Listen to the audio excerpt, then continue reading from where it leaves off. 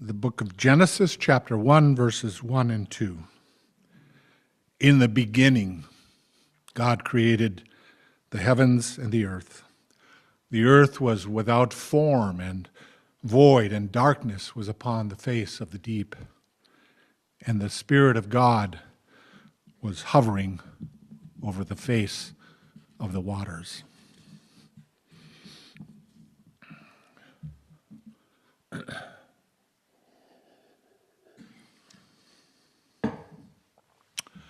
Once upon a time, many years ago, when I was in college, I spent my summers working for the old Duluth, Mesabi, and Iron Range Railroad, the DM&IR for short. I was a gandy dancer, which is just a fancy word for an unskilled laborer. I replaced old ties, laid new rails, and pounded a lot of spikes. It was good hard work for a college kid, and I enjoyed it. I belonged to a union called the Brotherhood of the Maintenance of the Way, which always sounded to me like some esoteric religious cult. But believe me, the membership wasn't particularly distinguished for its piety. One summer, I was assigned to a section in an isolated wilderness area up near Finland, Minnesota.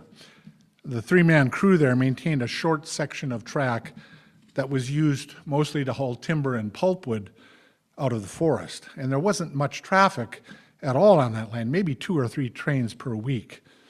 And one Friday morning at 7 o'clock, our foreman told 2 of us to go up the track a couple of miles to oil some switches at a place called Sawbill Landing, where a train was due to pick up a load of wood later that morning. He told us to be back at the section house by 9:30 for coffee break, which would allow plenty of time for us to clear the tracks before the train came by. So my partner, Steve Smith, and I hopped onto our bright orange motor car and headed up the tracks. Now this motor car, or speeder, as it was also called, had the kind of engine that needed to be started with a crank, which sometimes proved difficult on those chilly Minnesota mornings. But once we got going, it was definitely an improvement over the old hand-powered, hand-pumped models. So it only took us about a half hour to get to Sawbill Landing and another half hour to clean and oil the switches. So after a brief excursion into a nearby field to pick the newly ripened wild strawberries, we loaded up our tools, cranked the engine, reversed gears, and headed home. And it was a pleasant but familiar ride through the woods. We weren't in a hurry to get back, and since Smitty was at the throttle, I reached into my lunchbox and pulled out the greasy, dog-eared paperback copy of Walden that I had been reading. Before long, I was absorbed in Thoreau's meditations and only vaguely aware of the smell of the pine trees and the creosote-soaked ties flickering past underneath my feet. While he was at Walden Pond, Thoreau had lived near the old Fitchburg Railroad. Actually, at the time, it was the brand new Fitchburg Railroad, and he had some interesting things to say about it. "The men on the freight trains," he wrote, "who go over the whole length of the road, bow to me as to an old acquaintance. They pass me so often, and apparently they take me for an employee. And so I am. I, too, would fain be a track repairer somewhere in the orbit of the earth." In another passage, he moralizes on the relationship between this new technology and society. "To do things railroad fashion is now the byword, and it is worthwhile to be warned so often and so sincerely by any power to get off its track. Men are advertised that at a certain hour and minute these bolts will be shot toward particular points of the compass, and it interferes with no one's business, and the children go to school on the other track. The air is full of invisible bolts," concludes Thoreau. "Keep on your own track, then." But doing things railroad fashion meant something very different for us Gandy dancers. For example, in every DM&IR section house, there was posted a statement of the safety department's Rule 99, be prepared for slack action. Now, slack action refers to that sudden jerk and heavy mechanical pulse that moves down a line of stationary railroad cars when the locomotive begins to pull on them. It's a fascinating thing to watch, but it can be deadly if you happen to be working between the cars and you aren't aware that the engine has gotten underway. Hence Rule 99. But we Gandy dancers interpreted slack action in an entirely different sense. We thought it meant leisure time, and we were always prepared for that. In the unwritten code of the Brotherhood, DM&IR meant, don't move, I'm resting. And on this lazy summer morning, cruising smoothly along on our shiny orange motor car, I was looking forward to some of that kind of slack. I definitely was not prepared for what happened next. As we rounded the last sharp corner before the section house, we looked up to see a train way ahead of schedule bearing down on us. It was so close that I could see my own shock reflected in the engineer's eyes. I don't remember ever hearing a whistle. I looked across at Smitty, he looked at me, and without a word, we both leaped off our respective sides of the motor car. I scrambled up to the steep embankment and turned around to watch for one exquisitely expanded instant as our motor car sailed helplessly into a collision with the train. Collision is not quite the right word, though. It sounds somehow too violent. This scene wasn't violent at all. It was more like a pure expression of physical power, a vivid demonstration of the simple mathematical truth that force does equal mass times acceleration. I can assure you that's true. And I was thankful that my friend and I had been factored out of that particular equation. I watched as the motor car collapsed back upon itself like a crumpled beer can and began to disintegrate as the locomotive plowed it ahead along the tracks. The train wasn't very long, and it managed to come to a screeching stop with the caboose. Remember those? The caboose sitting on the track between Smitty and myself. I could see his head peeking up from behind a bush on the opposite embankment with his hard hat still firmly in place.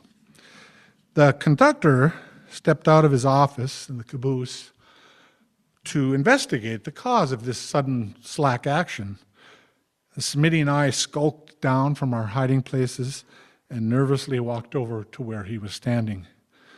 Moose Anderson was his name. That's all I knew. That's all I knew of his name, Moose. And he was a veteran of the DM&IR, just a few years short of retirement. And he was an enormous man. His company-issued blue-striped overalls looked like they'd been sewn together out of the mattress ticking from an old double bed. And he looked mean, and we were scared. All along the track, parts and pieces of our motor car were littered like discarded orange peels from some giant's lunch pail. And as we stepped through the wreckage strewn alongside the train, I grew more and more anxious. Smitty and I huddled together for protection. Nobody seemed to be saying anything. And finally, we came to the head engine and what was left of our motor car's chassis. It was smashed beyond recognition and still stuck to the front of the locomotive. And on the ground beside it lay the crank, twisted and mangled so badly out of shape that at first I didn't even recognize it. But Moose did. And he reached down to pick it up. He examined it silently for a moment, turning it over and over in his hand as if it was some curious work of modern art. And finally, he held it out to Smitty and me and said, "Well, boys, start it up."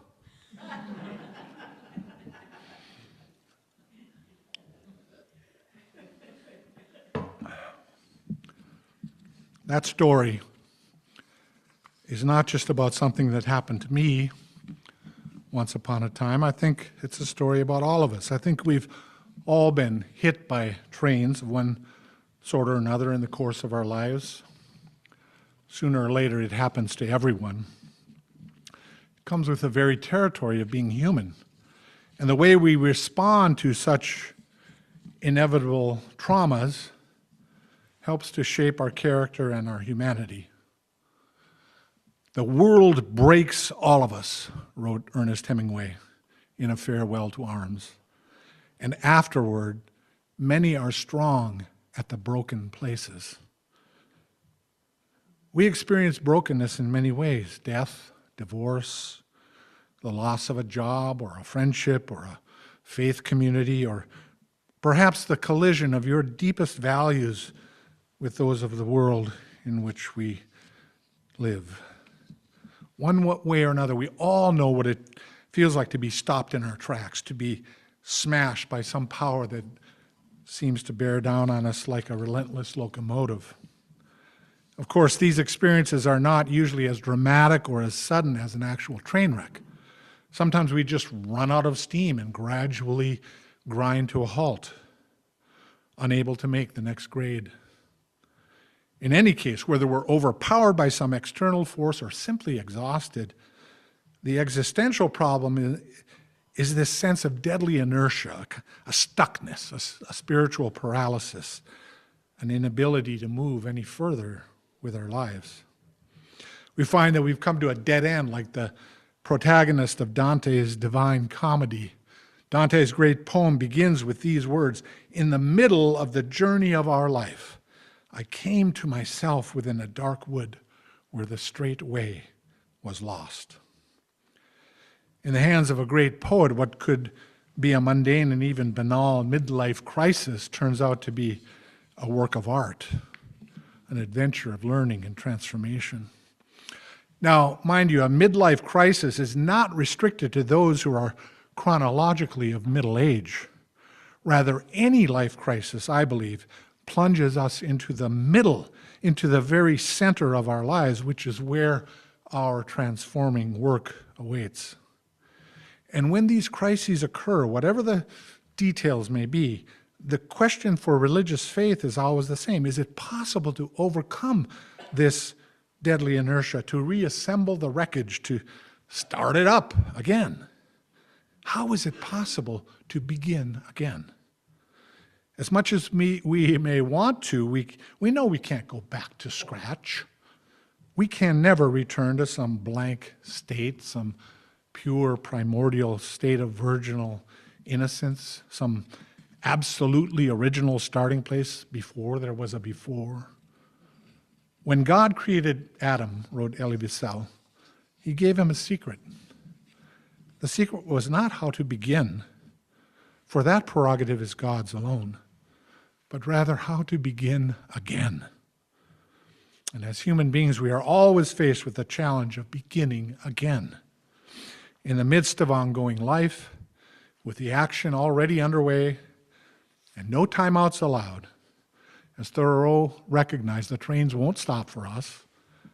So how do we do that? How do we begin again? How do we pick up the pieces and start it up again in the middle of things?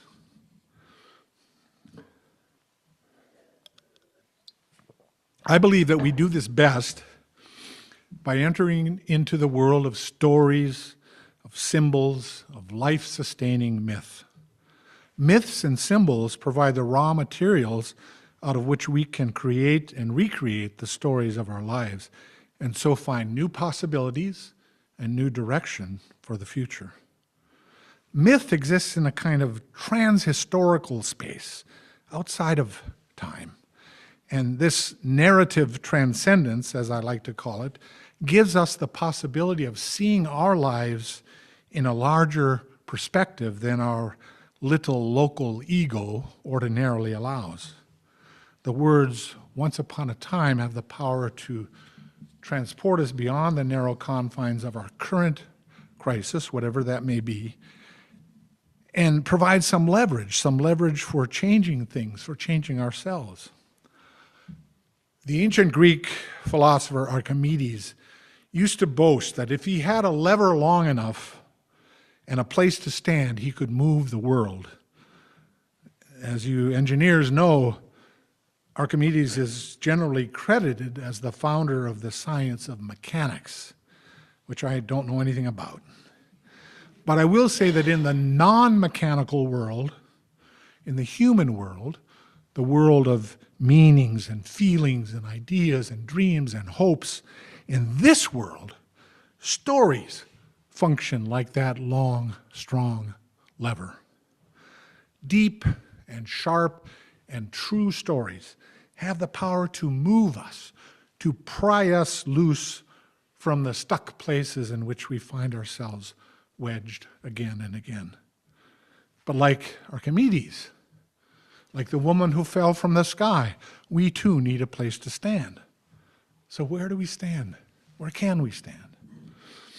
I'm reminded at this point of a story about the philosopher William James, who once, in a lecture on the origins of the universe, laid out the then current scientific paradigm. And after the lecture, he was approached by an elderly woman who said, "Now, Professor James, I must tell you, you have it all wrong. I happen to know that the world stands on the back of a giant turtle."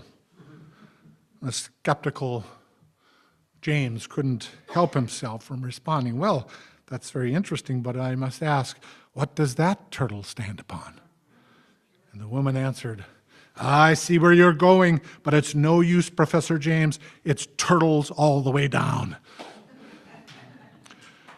Now, I'm not so sure about the turtles, but I do know that in the world that human beings inhabit, it is stories all the way down.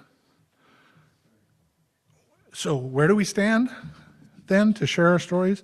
My answer is that we stand on the solid, sacred ground of community in a gathered congregation such as this one.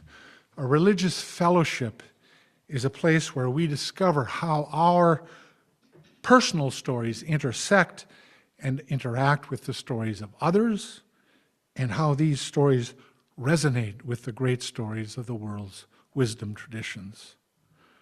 The gathered congregation is a community that listens into speech the stories of our lives.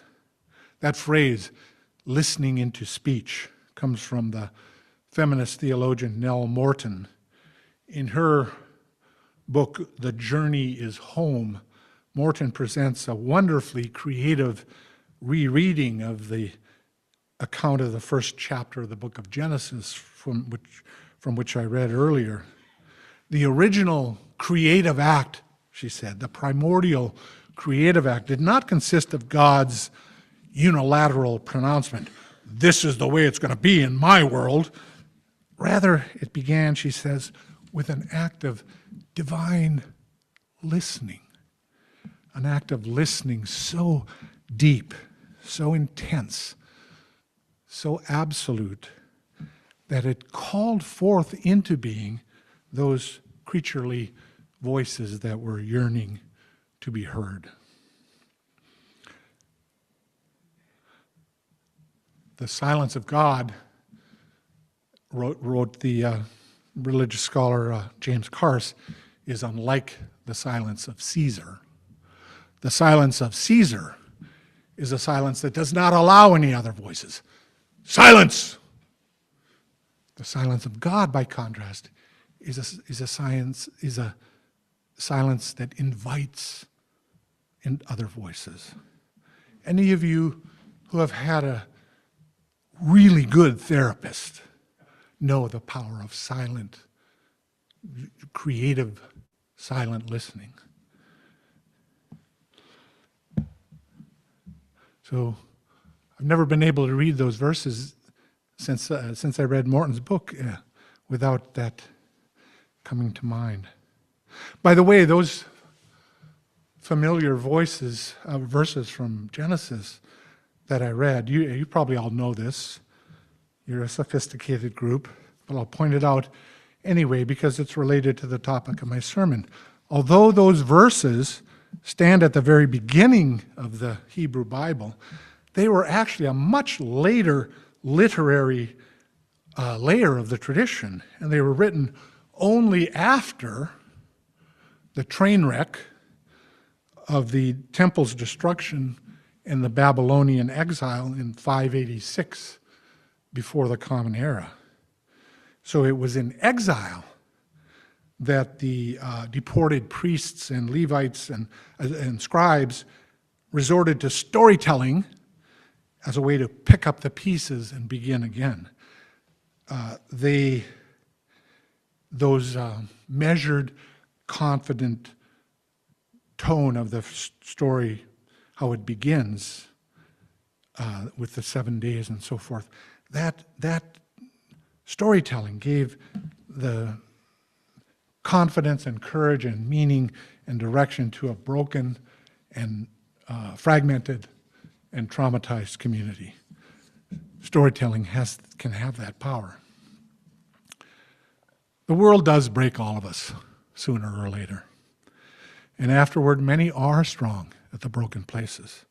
Such people may become wounded healers, capable of deep listening, understanding, and healing others' pain. But some people do not recover, do not heal.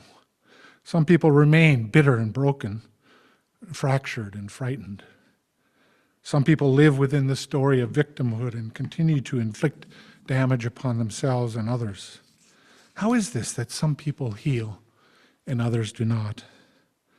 Much of that, I confess, remains a mystery to me.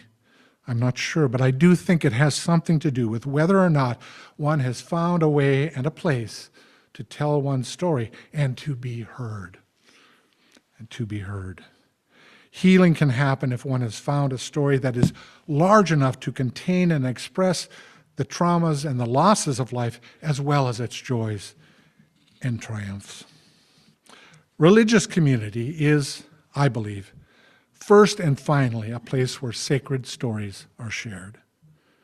In the process of sharing our tales of grief and gladness, of justice and love, stories of birth and death, healing and forgiveness, stories of loss and recovery, courage and compassion, folly and wisdom. In sharing these stories, we come to understand ourselves and one another more deeply, more honestly, and more compassionately. In speaking and hearing of this creative conversation, then, it is possible for us to begin again, even after our train wrecks, our experiences of trauma and loss.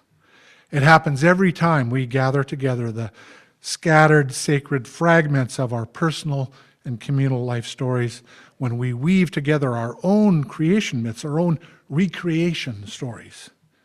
And every creation is therefore a recreation. And our gathering in fellowship, in this fellowship, in this new year, this is where creation continues, even today, once upon a time, in the beginning, again. Amen.